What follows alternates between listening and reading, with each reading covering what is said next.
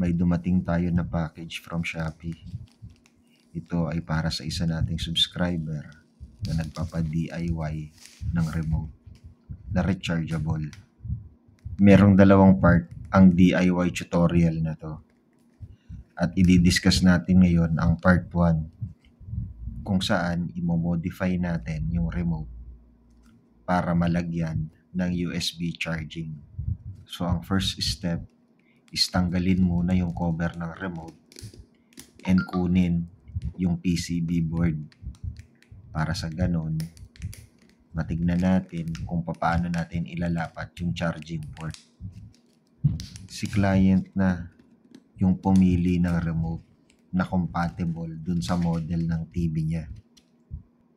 And nung in-order niya na sa Shopee, address ko na ang inilagay niya dun. So i-receive ko na lang. In that way, makakatipid kami sa shipping. Yung mga remote ngayon, nakaklip na lang yan. Pero itong remote na to, hindi ko napansin. Meron pala siyang dalawang screw sa bandang itaas. Ito yung remote na para sa Smart TV na ang brand ay TCL. Yung mga tools na ginamit ko pala rito, kagaya nitong precision set, tester, at saka yung USB port. Ilalagay ko na lang sa description kung gusto nyo ring umorder. So bago tayo mag-proceed, pagkakuha natin ng USB board, itetest muna natin kung gumagana yung remote. Dahil wala naman akong TCL na TV, i-check ko na lang kung merong voltage na pumapasok dun sa infrared niya na component. So itutusok ko lang dito yung positive and negative ng test probe dun sa termination ng infrared component.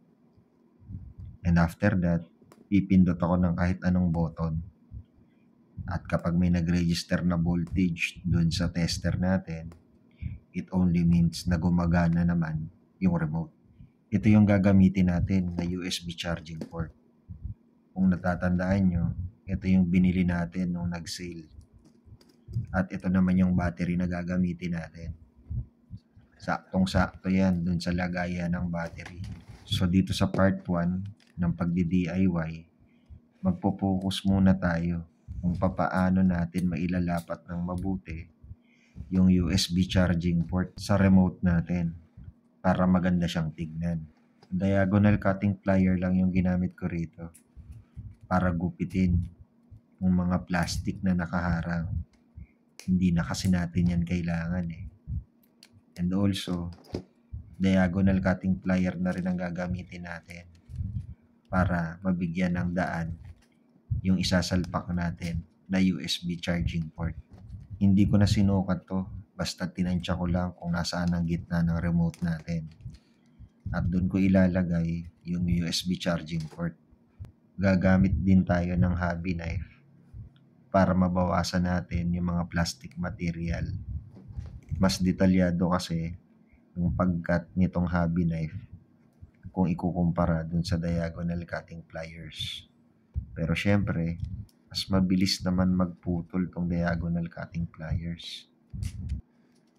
Kung magdi-DIY din kayo ng ganito, liitan nyo lang muna yung butas na gagawin nyo.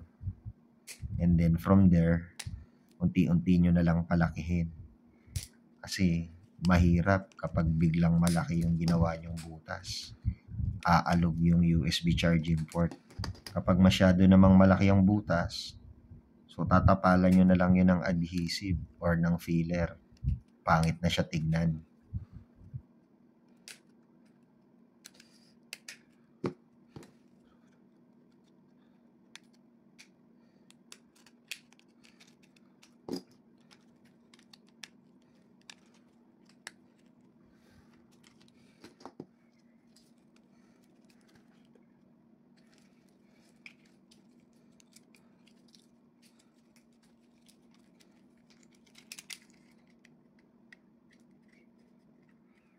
Dahil ipapagitna natin yung charging port, kailangan lagyan din natin ng butas or ng gatla yung kabilang side ng remote. Nilagyan ko lang dito ng palatandaan kung saan ako magkakat.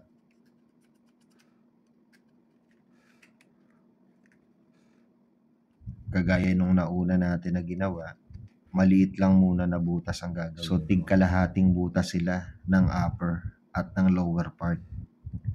Kapag pinagdikit na natin, magiging isang butas na yun.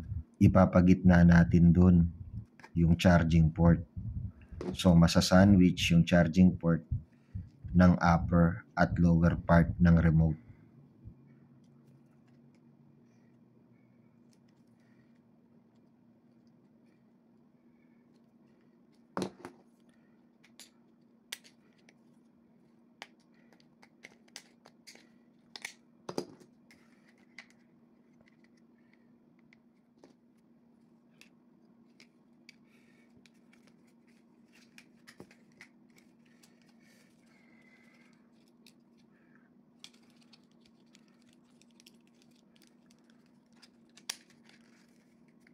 Dito sa part na to, inilapat ko na yung upper at lower part ng remote para malaman ko kung magpapantay siya.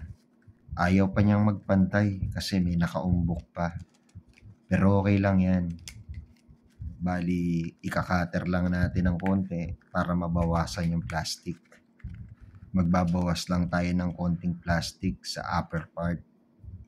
And also, magbabawas din tayo ng plastic sa lower part. Then tignan natin kung maglalapat na siya. Kung gusto nyo rin ng ganitong remote pero tinatamad naman kayo mag-DIY, i-comment nyo na lang dito yung messenger nyo sa Facebook or Telegram. Tapos pag-usapan na lang natin. Nakuha ko na kagad siya dito sa pangalawang try natin. Ang ganda ng pagkakalapat.